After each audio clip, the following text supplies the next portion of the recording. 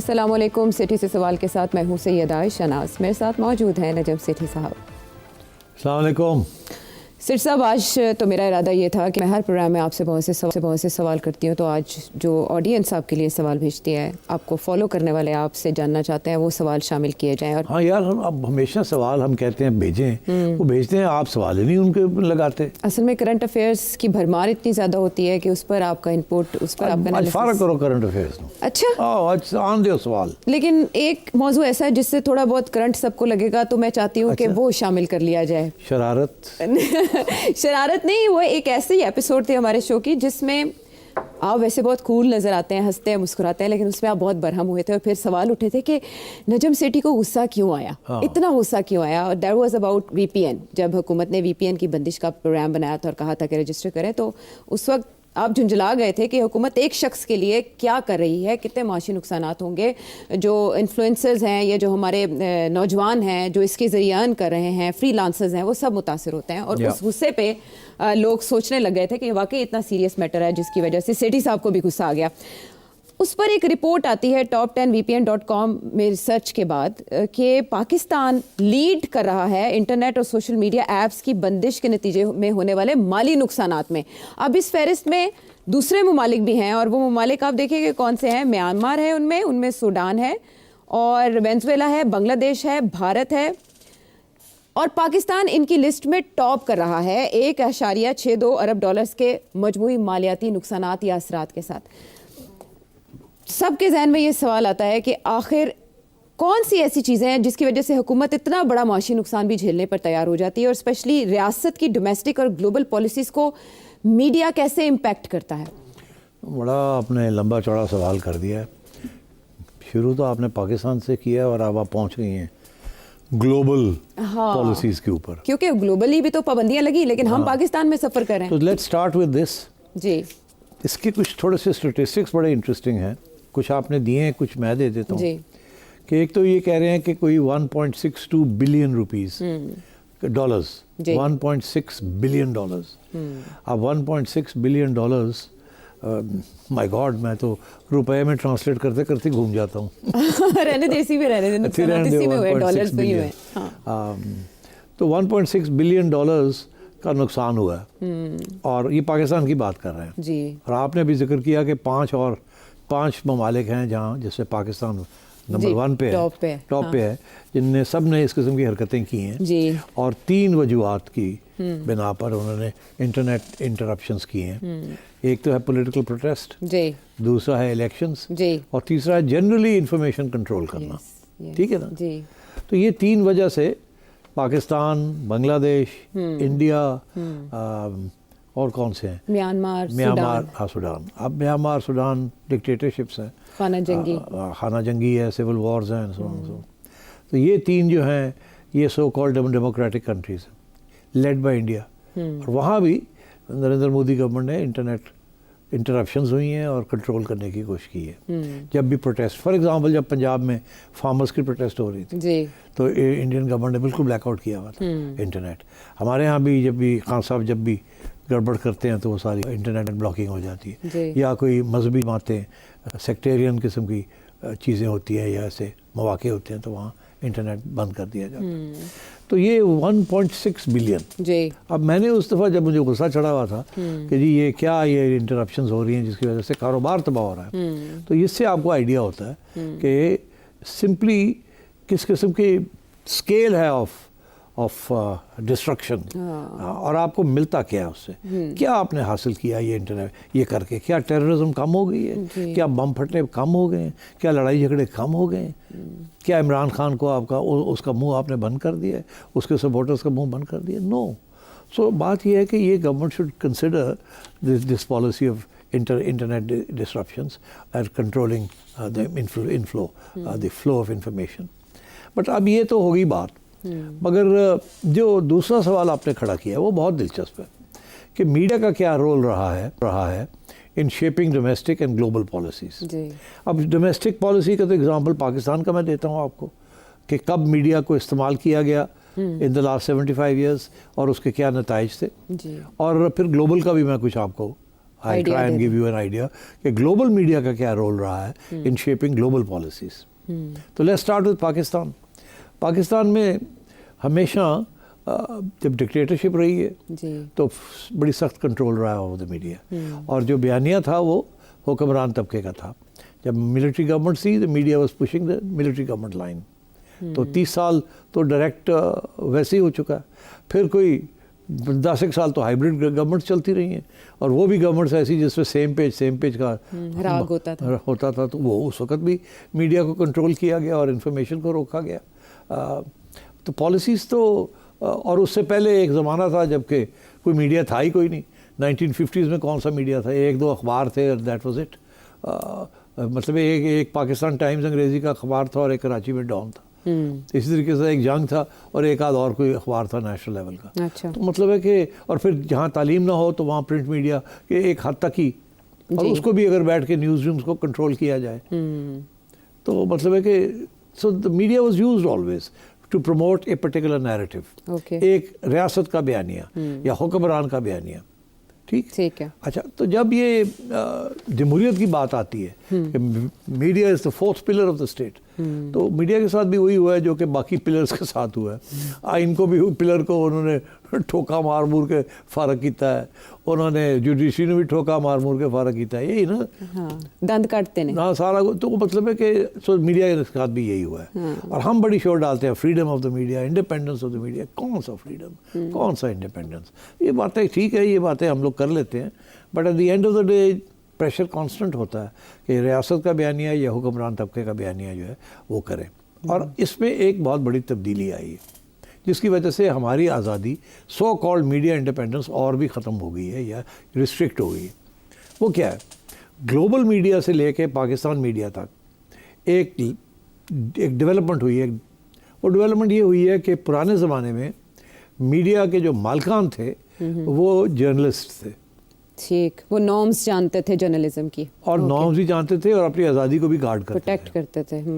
It was not a money making machine. Okay. It was a machine for social consciousness. Okay. वो इसीलिए तो बात बनी थी ना द फोर्थ एस्टेट, कि अब वो जब से ये सरमायादारी निज़ाम और शुरू हुआ है तो उसमें हुआ ये कि आहिस्ता आहिस्ता सरमायादारों ने कैप्चर कर लिया मीडिया को अपने मफादात के लिए, अपने मफादात को प्रमोट करने के लिए. जहाँ सरमायादार नहीं है वहाँ एलीट के जो हिस्से हैं जो अपने इंटरेस्ट को फॉरवर्ड करना चाहते हैं उन्होंने कंट्रोल कर लिया. अब पाकिस्तान के अंदर अब बहुत कम मीडिया ऑर्गेनाइजेशंस हैं जो कि अभी भी जर्नलिस्ट उनको चला रहे हैं, और जर्नलिस्ट उनके जो मालिकान हैं वो और कोई इंडस्ट्री नहीं है उनके पास. वो एक आध रह गया जियो टाइप. बाकी तो यहाँ हालात ये हैं कि the media has been taken over by either contractors or politicians directly who are part of ministries और information ministry से और इधर से वो एड्स लेके अपना खाता पूरा करते हैं एंड लाइन चलाते हैं उस हुकूमत की. सिंध के अंदर ऐसे ही है, पंजाब में भी ऐसे ही. तो एक तो ये हुआ मीडिया के साथ. तो इसका ये मतलब है कि बिल्कुल कंट्रोलिंग हो रही है अब. मगर जो दूसरी चीज़ आप ग्लोबली देखें तो वहाँ भी ऐसे ही हो रहा है. वहाँ भी the Israeli lobby is so powerful that they have a very very strong grip over Western media. पहली बात.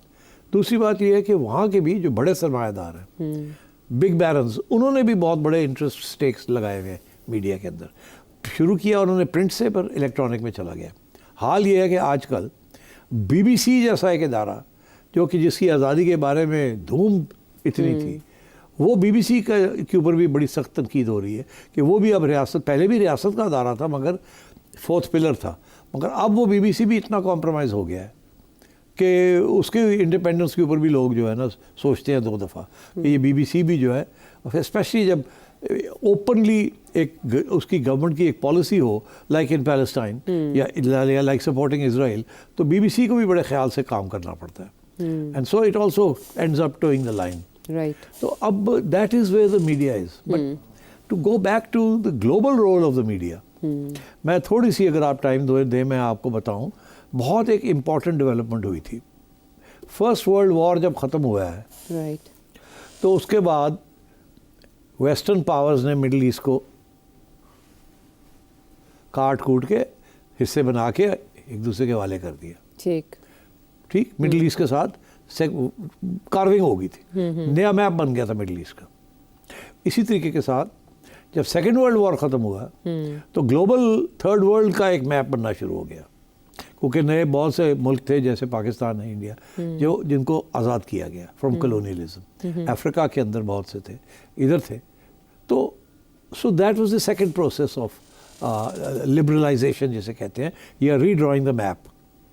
अच्छा, अब जब वो मैप ड्रॉ हो गया तो अब कॉलोनाइजर जो था वो तो घर चला गया, मगर इंटरेस्ट तो उसके थे।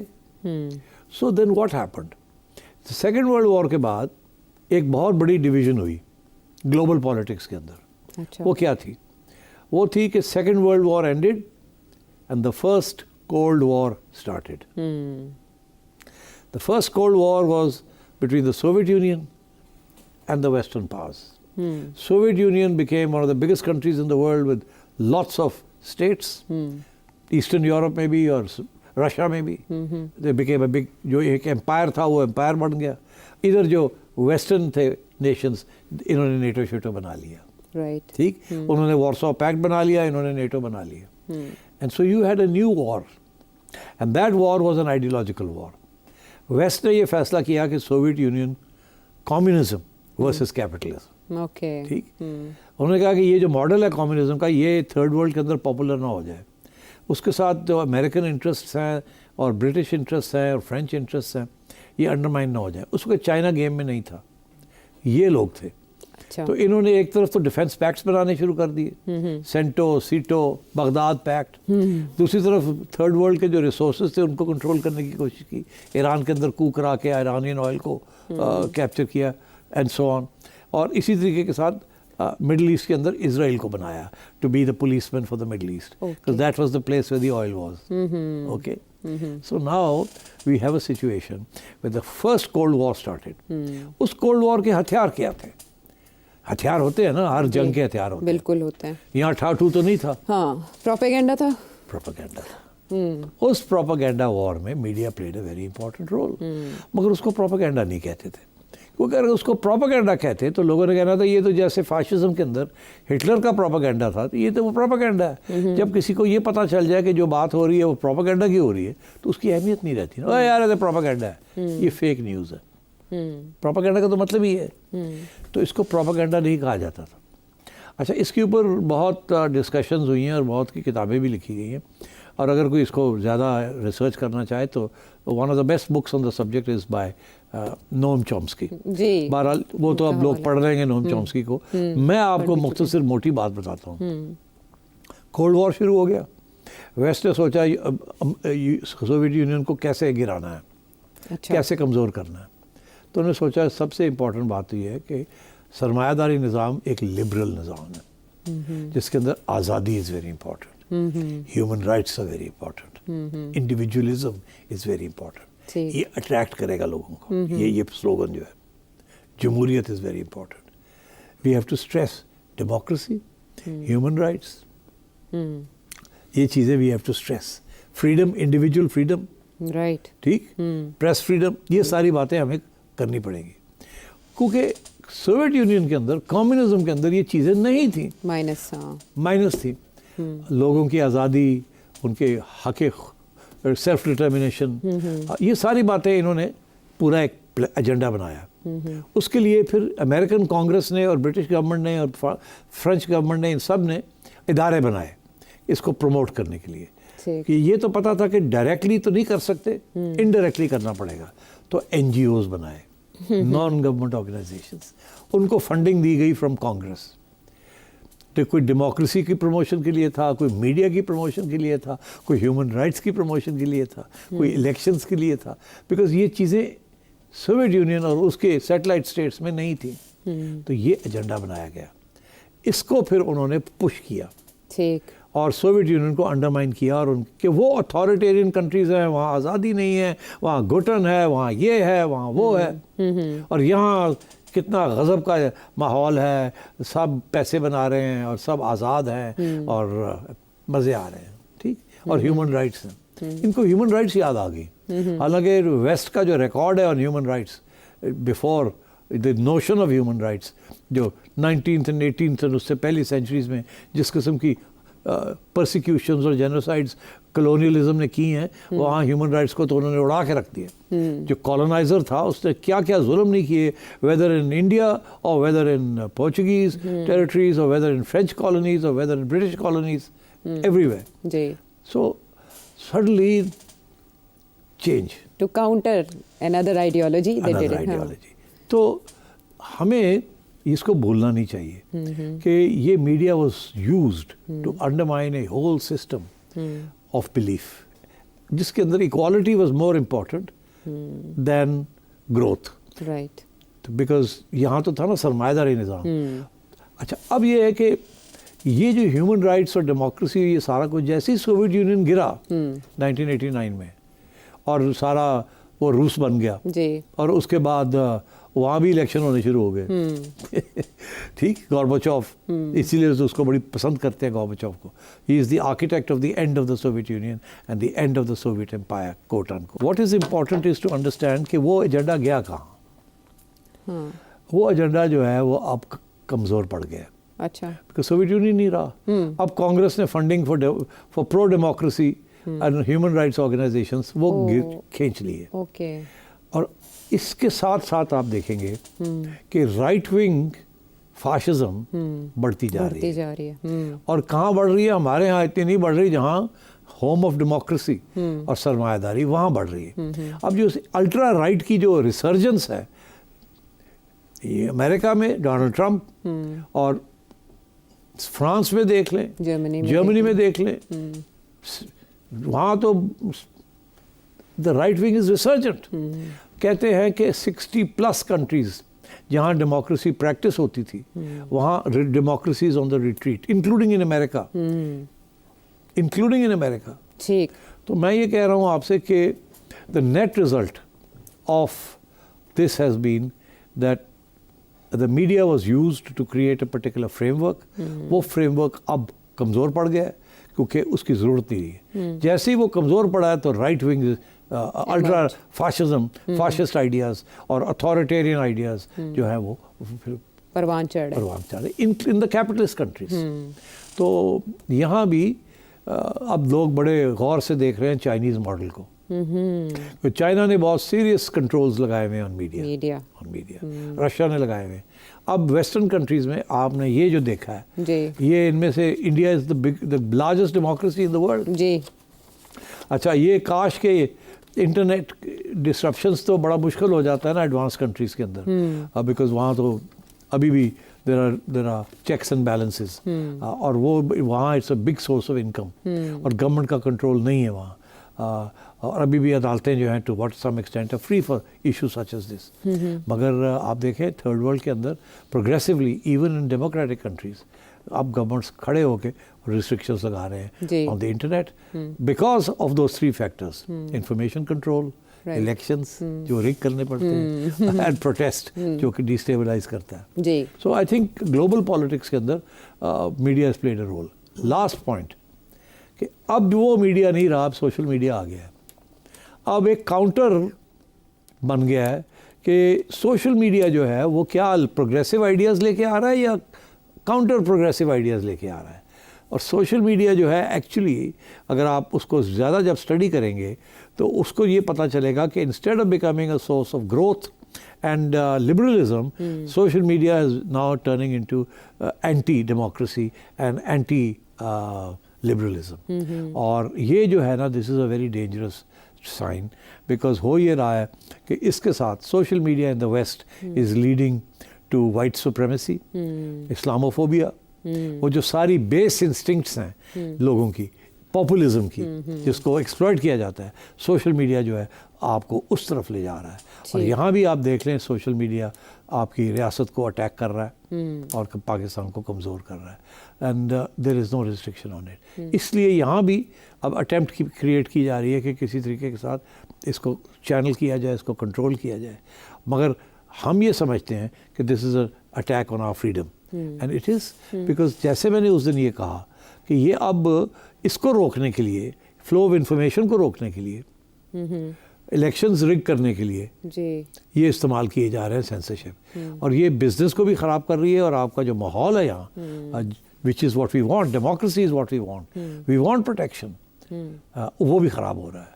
So I think political parties के ऊपर प्रेशर रहना चाहिए कि ये जो कंट्रोल्स आप करते हैं सोशल मीडिया के ऊपर, ये आप अपने पाँव पे कुल्हाड़ी मार रहे हैं. आप काउंटर नैरेटिव नहीं दे सकते तो आप पाबंदी लगा देते हैं. जैसे आपने पहले 2 आइडियोलॉजीज़ की मिसाल दी तो वो काउंटर करने के लिए थी, लेकिन इसमें हुकूमत इनके या सियासी आर्ग्यूमेंट बड़े जमातें कमज़ोर हैं. तो उनको ताकतवर बनाने के लिए क्या करें? ब्रेक पर जाने से पहले ये बता दें.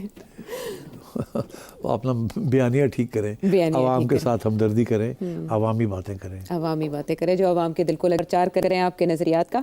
बहरहाल मीडिया के इर्तिका और पॉलिसीज़ पर इसके असर के हवाले से हमने सैर हासिल गुफ्तगू सुनी. बहुत से आइडियाज़ क्लियर हुए कि किस तरह से मीडिया असरअंदाज हुआ एज अ टूल पॉलिसीज़ पर. वापस आते हैं एक ब्रेक के बाद. Welcome back to the show. सेठी साहब, आप कुछ मुकामी मामलात की तरफ आते हैं. और कल आपने मुझसे अचानक सवाल पूछ लिया, हालांकि सवाल पूछना मेरा काम है. आपने मुझे कहा कि एक शख्स जिस पर नज़र रखने की ज़रूरत है मुज़ाकराती अमल में, वो कौन है? अच्छा, थोड़ी देर के लिए मैं सोच में पड़ गई क्योंकि सवाल आप पूछ रहे थे. मैंने जो जवाब दिया उन्हीं की अहमियत आज खुलकर सामने आई है. वो है बुशरा बीबी. बुशरा बीबी के हवाले से ज़राए ये दावा कर रहे हैं कि पहले वो सियासी अमल में एक्टिव हुई, जैसे आपने बताया एकदम से उन्होंने लीड किया लॉन्ग मार्च को, और फिर उसके बाद अब वो जो कानूनी मामलात हैं उनको भी देख रही हैं. और उन्होंने 2 शख्सियात ऐसी हैं ज़राए के मुताबिक जिनको ये काम सौंपा है कि वो वकला की एक्टिविटीज़ के हवाले से उनको रिपोर्ट करेंगी. उधर शेर अफजल मरवत साहब वकला के ऑडिट का भी मुतालबा कर रहे हैं. ये भी सुनने में आ रहा है कि जो कानूनी टीम है उसकी मुलाकात इमरान खान साहब से करवाने के बारे में भी बुशरा बीबी ने कुछ हिदायत जारी की हैं. तो बुशरा बीबी अगर लीड करती हैं इन सारे मामलात को, तो क्या पाकिस्तान तहरीक इंसाफ निकल सकेगी गर्दाब से या मज़ीद फंस जाएगी? मैं समझता हूँ निकल जाएगी. निकल जाएगी. अच्छा, क्यों? अब आप अभी मुझे पूछ रही थी कि क्या बुशरा बीबी डार्क हॉर्स है या ट्रोजन हॉर्स है? ये ऑफ द कैम बात हुई थी. डार्क हॉर्स और ट्रोजन हॉर्स में क्या फ़र्क है? हाँ. डार्क हॉर्स वो होता है कि जो इसके ऊपर तवज्जो ना दी जाए, रेस हो रही है, पीछे से कोई ऐसा घोड़ा जिसके ऊपर किसी ने बैठे नहीं लगाई, वो नीचे से आगे और जीत जाए. हाँ. ठीक है, उसको कहते हैं कि घोड़ा पिछाना ही नहीं, डार्क हॉर्स. हाँ. बाकी घोड़े कुछ चिट्टा आपके घोड़ा, तो बाकी सब उधर देख रहे हैं, पीछे से डार्क हॉर्स आके बाजी ले गया. ट्रोजन हॉर्स ये ग्रीक मिथोलॉजी का है कि ट्रोजन हॉर्स एक लकड़ी का बहुत बड़ा घोड़ा बनाया था और वो एक शहर में ले गए और उस घोड़े के अंदर फौज थी. अच्छा. इतना बड़ा घोड़ा बनाया था. तो घोड़ा जब शहर में आके खड़ा कर दिया गया तो जो शहर वाले लोग थे उनको पता नहीं था कि अगर ये घोड़ा आया ठीक है, उन्होंने लेके आए एज ऑफरिंग टू द. रात के अंधेरे में घोड़े की खुला और उनके जो सिपाही थे या ग्लैडिएटर्स थे वो नीचे उतरे और उन्होंने हमला किया और जीत गए. तो उसे कहते हैं कि ट्रोजन हॉर्स. तो अब बुशरा बीबी ट्रोजन हॉर्स हैं या डार्क हॉर्स हैं? अच्छा, पीटीआई समझती हैं कि वो डार्क हॉर्स है. अच्छा. कुछ हम जैसे लोग समझते हैं वो ट्रोजन हॉर्स है. अच्छा, तो अब मेरा ख्याल है कि तवज्जो देनी चाहिए घोड़े पे, डार्क है या ट्रोजन है. और आपने खुद ही बता दिया कि उन्होंने तो अब अपने वाजे कर दिया. हाँ. और दिन ब दिन वो मजबूत होती जा रही है. एंड अब वो पहले वो लीड कर रही थी, गंडापुर साहब के साथ लड़ाई झगड़े हो गए. उस वक्त भी उन्होंने वकला हज़रात के ऊपर ख़ुसूसन एक स्पेशल एक लीडिंग वकला हैं, वकील हैं जिनके बारे में राजा साहब को भी उन्होंने थोड़ा सा तू मैं होगी, जिससे राजा साहब रिज़ाइन कर गए फिर वापस आ गए. तो Bushra Bibi is now coming in charge. और ये जो था ना कि एक ग्रुप है गंडापुर साहब का, एक ग्रुप है बुशरा बीबी का और एक ग्रुप है बहनों का, अलीमा खान साहिबा. तो वो सारे ग्रुप फारग हो रहे हैं, सिर्फ अब एक ही रह जाएगा, that is Bushra Bibi. And she is taking control and she is the only one जिनका एक्सेस टू इमरान खान, जब चाहें वो एक्सेस कर सकती है इमरान खान को. और इमरान खान सवाए उनके किसी और के ऊपर ट्रस्ट नहीं करते, एतमाद नहीं है सवाए इनके. तो मैं ये समझता हूँ कि Bushra Bibi will play now a very important role. अच्छा. Very important role. और वो रोल 2 किस्म का हो सकता है, लगेगा एक, हो सकता है दूसरा वो होगा क्या, वो उससे पता चलेगा डार्क हॉर्स है या ट्रोजन हॉर्स. अच्छा, वो ये है कि اب خان صاحب کو کون منائے گا, کیونکہ منانا تو ہے نا, یہ تو نہیں ہے کہ ایسے ہی سلسلہ چلے گا, کیونکہ آپ نے دیکھ لیا کہ فیل ہو گئے ہیں, کمزور ہو گئی ہے پارٹی, ڈویژنز ہو گئی ہیں. اب Bushra be be is taking charge. Divisions بڑی امپورٹنٹ ہوتی ہیں, اگر کسی نے چارج لینا ہو نا تو پہلے ڈیوائڈ کرتے ہیں, ڈیوائڈ کر کے پھر ایک ایسا شخص یا ایسا شخص آتا ہے جو کہ سب کو کنٹرول کر لیتا ہے, اس کے اوپر سب رضامند ہو جاتے ہیں. And who better than Bushra be be, because Imran Khan صاحب نے مہر لگائی ہوئی ہے. تو بشرا بی بی پہلے تو یہ کہتے تھے کہ میں تو سیاست میں ہوں ہی نہیں, میں تو ایک گھریلو بیوی ہوں. اب تو کلیئر ہو گیا نا کہ گھریلو شلو she is now a politician and she is Imran's right hand man. مین میں نے کہہ دیا, وومن آرمی ہے وہ مین. تو اب آئی تھنک تیاری کریں آپ کہ اب گنڈا پور صاحب کی جو باتیں ہیں ان میں کوئی اہمیت نہیں ہے. اچھا, اب جو وکلا حضرات باتیں کرتے ہیں کوئی اہمیت نہیں ہے, کسی کی کوئی اہمیت نہیں ہوگی. ایز وی موو فارورڈ سب سے زیادہ اہمیت بشرا بی بی کی ہوگی, اور وہی اب بیانیاں بنائیں گی, ٹھیک, وہی آپ خان صاحب کی پارٹی کو لیڈ کریں گی ان دی ایبسنس آف خان صاحب. ٹھیک ہے, لیکن پس پردہ جو مذاکرات تھے ان کے بارے میں قیاس رائے یہ کی جا رہی تھی کہ وہ بشرا بی بی کے ساتھ ہی ہو رہے ہیں اسٹیبلشمنٹ کے. میں آپ کو پہلے دن سے کچھ کہہ رہا ہوں, تھوڑا شرمندہ ہوتا ہوں رپیٹ کرنے میں کہ میرے تھی نہ کوئی جن بھوت آ جان, میرے ڈر ہی لگتا رہتا ہے, کیا پتہ پہلے سے ہی ہو آپ کے ساتھ. تو اس لیے میں زیادہ باتیں نہیں کروں گا, بٹ میں یہ ضرور کہوں گا کہ Bushra be be will be bridge. Bushra be be can play the role of a bridge. یہ جو کرائسس چل رہی ہے نا, اس کو ریزالو کرنے کے لیے, آگے جانے کے لیے Bushra be be will be very important. پل کا کردار ادا کریں گی, پش نہیں کریں گی. پل. اچھا, لیکن ایسے میں وہ جو پش ہوا نا پہلے, ہاں, وہ شاید پل ہی تھا. وہ یہ 26 نومبر کی بات کر رہے ہیں. اچھا, ہاں, تو پش لگ رہا تھا نا, پہنچو ڈی چوک, تو وہ نتیجہ کی نکلیا, پل ہی بنیا نا, پل نہیں بنیا, سمجھے نا, پل بیک, ہاتھ میں آگے اختیارات اور معاملات. اور تو اس لیے آئی تھنک اس سے زیادہ بات مناسب نہیں ہے کرنی, but look out for Bushra be بی. ٹھیک ہے. اور نیکسٹ ویک کو اگر ہم دیکھیں تو تیسری میٹنگ ہونی ہے مذاکراتی کمیٹیوں کی آپس میں, اور اس میں تحریری مطالبات دینے پڑیں گے, کیونکہ عرفان صدیقی صاحب کے مطابق 12 دن میں 1 انچ معاملات آگے نہیں بڑھے. تو لکھ کے کیوں نہیں دے رہی پاکستان تحریک انصاف؟ یار تحریک انصاف کوئی پارٹی ہے؟ کوئی پارٹی تو نہیں ہے نا. اب وہ خان صاحب نے جو ان کو کہنا تھا کہہ دیا ہوا ہے, مگر ابھی بھی وہ لکھ کے نہیں دے رہے, کیونکہ ان کو نہیں پتا کہ خان صاحب کل پھر کہیں گے یہ کیوں نہیں کیا اور وہ کیوں کیا. دوسری بات یہ ہے کہ ان کا یہ خیال ہے کہ اگر لکھ کے دے دیا تو ایک قسم کی تسلیم ہوگی نا کہ گورنمنٹ کو مان لیا, لیجیٹمیسی آف دا گورنمنٹ, ان کے ساتھ مذاکرات چل رہے ہیں. تو بہتر یہ اس کو انفارمل ہی رکھا جائے اپنے ڈیمانڈ. جیسے کہ ایک طرف ان کے جو میڈیا والے لوگ ہیں وہ یہی کہہ رہے ہیں نا, تو آپ دیکھ لیجیے گا 2 مہینے کے بعد ریمیٹنسز کم ہو جائیں گے, یہ ہو جائے گا, وہ سول ڈس اوبیڈینس تو چل رہا ہے, and so on and so forth. تو ہتھیار اپنا کوئی بھی نہیں گراتا جب مذاکرات ہو رہے ہوں, نہ گورنمنٹ نے گرائے ہیں نہ انہوں نے گرائے ہیں. ایک بات میں آپ کو کہہ دوں, اسٹیبلشمنٹ نے پیغام بھیج دیا عمران خان کو کہ آپ کے اور ہمارے درمیان مذاکرات نہیں ہوں گے. پس پردہ جو تھے کچھ نہیں ہوگا. اب آپ حکومت جو آج کی حکومت ہے اس کے ساتھ بات کریں. ایسا کیوں کیا اسٹیبلشمنٹ؟ تاکہ یہ جو عمران کہتا ہے نا, جو پاورفل لوگ ہیں انہی کے ساتھ بات کرنی ہے. اس گورنمنٹ کو تو ہم مانتے نہیں ہیں, تو فارم 47 گورنمنٹ ہے, کہتے ہیں مانو نا اس کو, پہلے یہ مانو, نہیں اس کے ساتھ بات کرو گے اور کوئی بات نہیں ہوگی تو ادھر ہی ہوگی, تو پھر اسی کو مان لیا نا آپ نے. یہ وہی ایکسٹینشن ہے کہ وہ کہتے ہیں ہم نے لکھ کے نہیں دینا, وہ کہتے ہیں ایسے نالی گل کرو. اچھا ٹھیک ہے. اور یہ اب آپ دیکھیں گے کہ یہ پیغام آئے گا آپ کو مختلف جگہوں سے کہ اسٹیبلشمنٹ کا پوائنٹ آف ویو یہ ہے, وی آر ناٹ, ہم تو اپنا کام کر رہے ہیں. بیرسٹر گور نے کہہ دیا اسٹیبلشمنٹ کے ساتھ کوئی مذاکرات, تو بس پھر آپ سمجھ جائیں کہ بیرسٹر گور بھی یہ کہہ رہے ہیں کہ ہم حکومت کے ساتھ ہی بات کریں گے. ایسے ہی ہے نا, اسٹیبلشمنٹ کے ساتھ کانٹیکٹ ختم ہو گیا, نہیں ہے رابطہ. اور یہ پیغام اب آپ کو ملے گا فرام بوتھ سائڈس. اسی لیے گورنمنٹ کو بھی یہ کہہ دیا گیا کہ ہن تسی اٹھو تو گل کرو.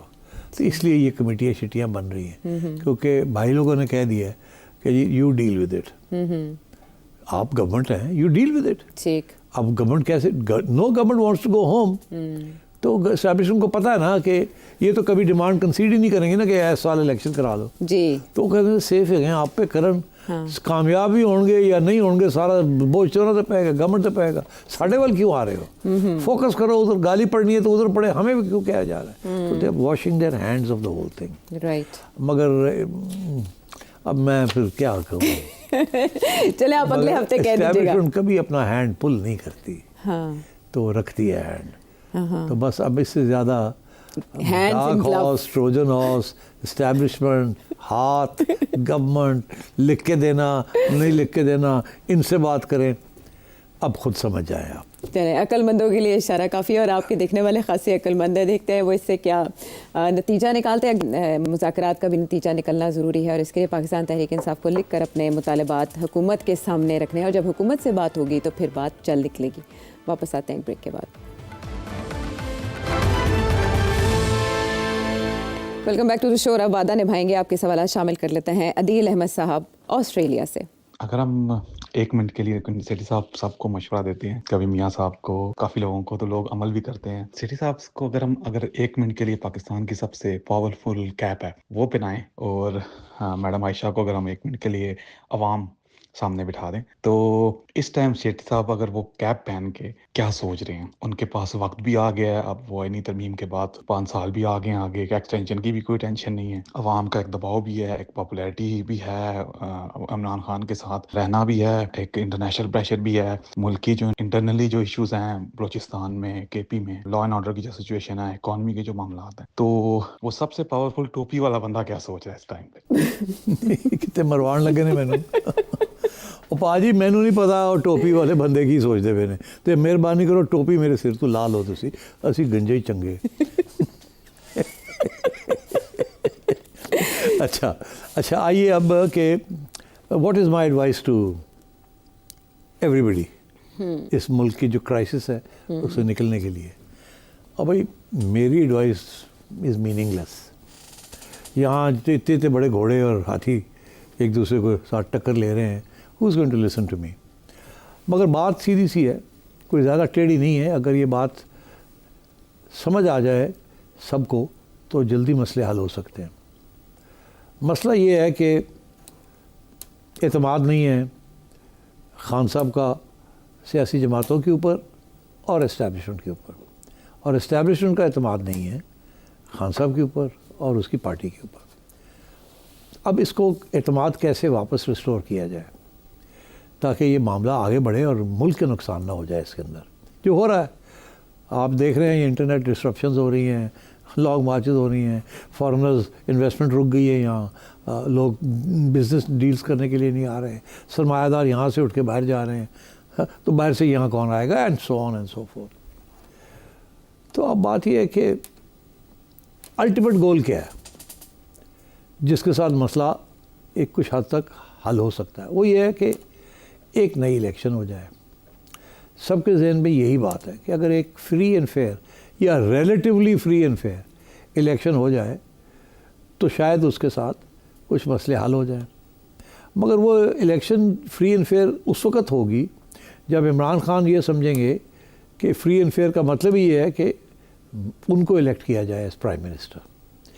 خان صاحب کے ذہن میں فری اینڈ فیئر کا مطلب ہی ہے. اب کیا آج اگر الیکشن ہو تو کیا میجورٹی خان صاحب کو ملتی ہے کہ نہیں ملتی؟ پرابیبلی مل رہی ہے, کافی پاپولر ہے, کے پی میں بھی ہیں اور پنجاب میں بھی ہیں. سندھ میں بھی ٹیسٹ نہیں کیا گیا پیپلز پارٹی کو, مگر میرا خیال ہے وہاں بھی پی ٹی آئی میں gave the People's Party run for its money. وہاں بھی مسئلے بن سکتے ہیں. مگر کیا یہ ممکن ہے؟ نہیں. کوئی اسٹیبلشمنٹ, کوئی سیاسی جماعت, نون لیگ ہو جائے, پیپلز پارٹی ہو جائے, اور جو ان کے ساتھی ہیں, کوئی بھی ایسی پالیسی کے اوپر انگوٹھا نہیں لگائیں گے جس کے ساتھ ان کا خاتمہ ہے. تو یہ ہو ہی نہیں سکتا. تو اس لیے اس بات کو چھوڑ ہی دیا جائے تو بہتر ہے. جو ہو ہی نہیں سکتا کہ آپ سب کو کہیں کہ جی خودکشی کر لیں اور ہمیں election free and fair election دے دیں. اس کے ساتھ نون لیگ بھی گئی تھی, پیپل پارٹی بھی گئی تھی, سارے گئے. تو یہ تو ہو نہیں سکتا. So let's do some thing that is possible. اب پاسبل کیا ہے؟ جس کے ساتھ خان صاحب کو بھی مسئلہ حل ہو جائے اور باقی لوگ جو ہیں ان کے بھی مسئلے بڑھے نہ کم ہو جائیں. وہ یہی ہے کہ ایک آج نہیں کل نہیں پرسوں طے ہو جائے کہ جی 4 سال کے بعد الیکشن نہیں ہونی، 3 سال کے بعد ہونی ہے. خان صاحب نے 2 سال تو کاٹ ہی لیے نا ان دا ولڈرنس، جنگل میں. تو جنگل میں کاٹنے کی کیا ضرورت ہے؟ پارلیمنٹ میں بیٹھ کے کاٹ لیں، اپنا بیس کو اور بڑھائیں. آپ کو بڑے پلیٹ فارم ملیں گے ڈیموکریٹک سیاست کرنے کے انسٹیڈ آف اسٹریٹ سیاست. اور آپ تو جانتے ہیں خان صاحب کہ آپ کا تو ایک کلٹ فالوئنگ ہے. آپ کے جو نوجوان طبقہ ہے اور جو باقی لوگ جو آپ کو سپورٹ کر رہے ہیں، یہ آج نہیں کل نہیں پرسوں جب بھی آپ الیکشن کے لیے کھڑے ہوں گے یہ آپ کے ساتھ دیں گے. یہ بھولیں گے نہیں آپ کو. جب تک آپ ایک دفعہ جیت کے ان کو ڈس اپوائنٹ نہیں کریں گے اس وقت تک یہ آپ کے ساتھ ہیں. تو آپ you are a sure shot کہ الیکشن جب بھی ہوگی یو ول ون. تو خان صاحب یو آر اونلی 72، تو what's the big deal? You don't even look 60، you are a young man. باقی تو سارے بڑے توتے ہوتے جا رہے ہیں. They are going to pop off one by one and you will still be the handsome young man of Pakistani politics. تو آپ صبر کریں. Let this process be over. Economy stabilize ہو جائے. نیشنل سیکورٹی کے بڑے تھریٹس ہیں and you know it. کتنے تھریٹس ہیں. And don't rely on America to bail you out. They are nobody's friends. So therefore, find a way to make a negotiation. یہ چھوڑے کہ کوئی اریسٹ کر لیا، اس کو یہ کر لیا، وہ کر لیا، یہ چھوڑ دیں، یہ 26 امینڈمنٹ، سب باتیں جو ہے پارلیمنٹ کے اندر امیڈیٹلی طے ہو سکتی ہیں.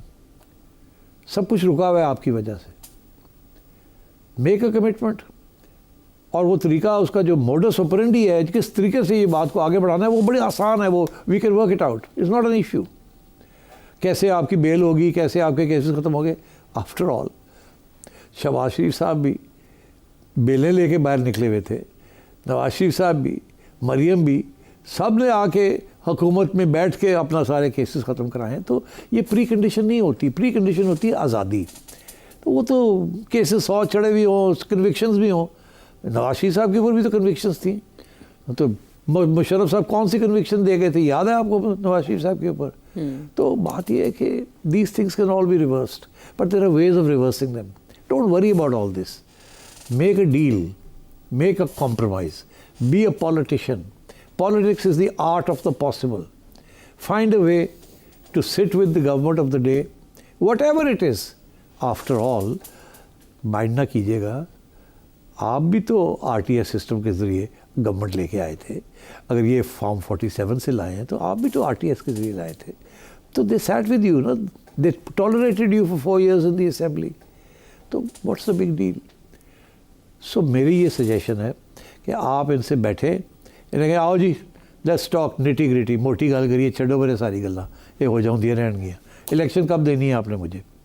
وہ کہیں گے جی الیکشن تو 5 سال پورے ہوں گے تو دیں گے. تو آپ بات کریں ان کے ساتھ اور کہیں مکمکا کر لیں. تھوڑی دیر لگے گی لین دین میں, مکمکا کر لیں.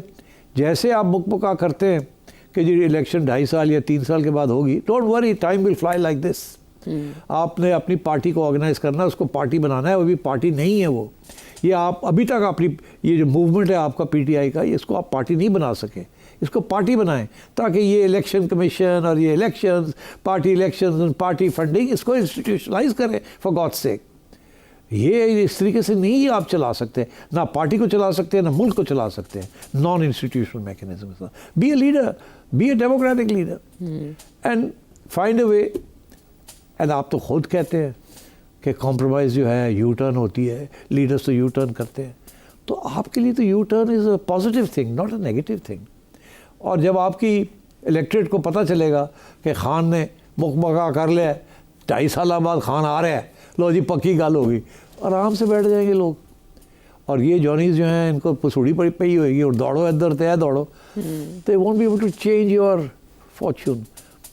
ووٹ پڑے گا آپ کو آج نہیں کل, کل نہیں پرسوں.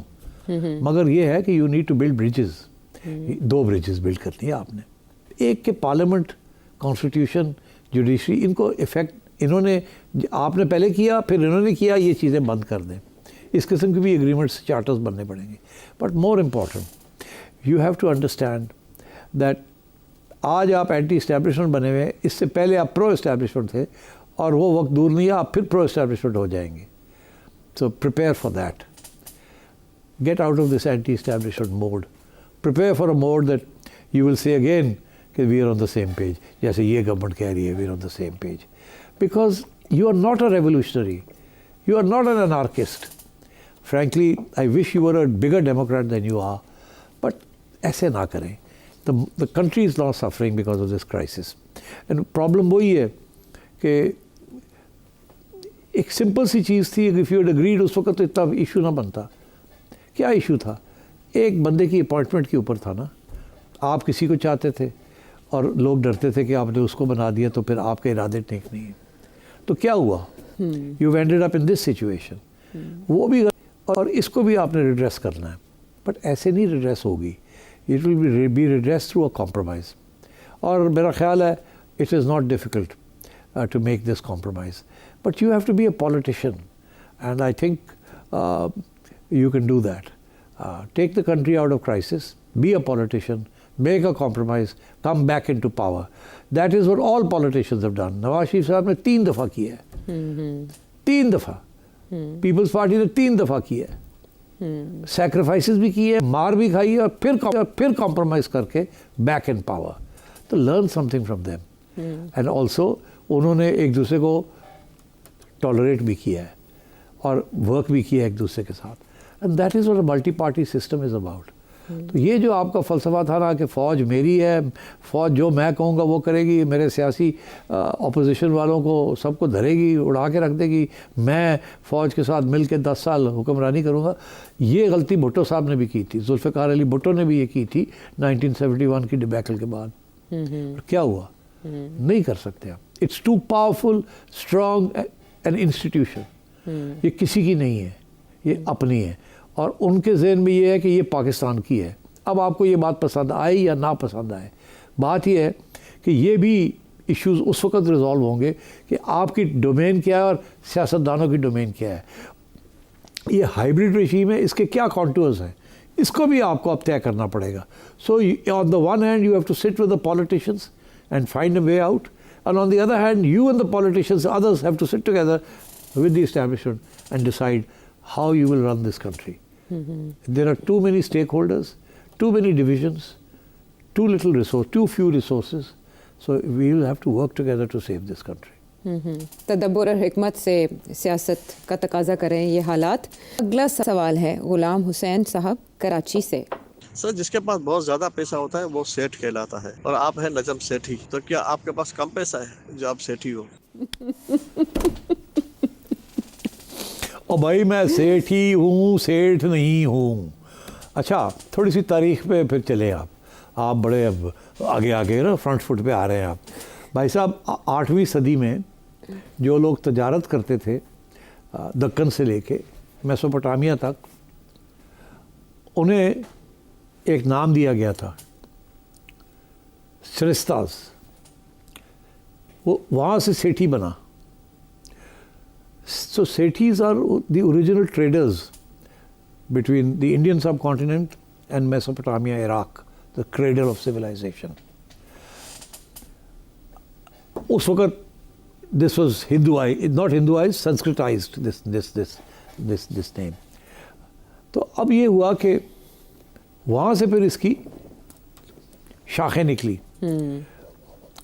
سیٹھ جو ہے this comes from, this has nothing to do with Sethi as such, مگر جو سیٹھی امیر ہو گئے بیکاز آف تجارت اور پھر بزنس میں بہت آگے نکل گئے, ان کا نام پھر سیٹھ ہو گیا. چھوٹی یہ نکال دی گئی. تو میں نے کیونکہ چھوٹی یہ رکھی ہوئی ہے, اس کا مطلب ہے میں اس مقام تک نہیں پہنچا, جب میرا خاندان اس مقام تک نہیں پہنچا. تو آپ کے پاس پیسے کم ہیں؟ تو میرے پاس پیسے تھوڑے سے ہیں جو کہ سارے کے سارے میں نے خود کمائے ہیں. کوئی میری ذاتی طور پہ لمبی چوڑی انہیریٹنس کوئی نہیں ہے. میں ایک مڈل کلاس فیملی سے میرا تعلق ہے. میں ایچسن کالج نہیں گیا. میری فیس جس اسکول میں میں گیا تھا اس وقت 20 روپے تھی. تو so I have lifted myself up with my boat strips.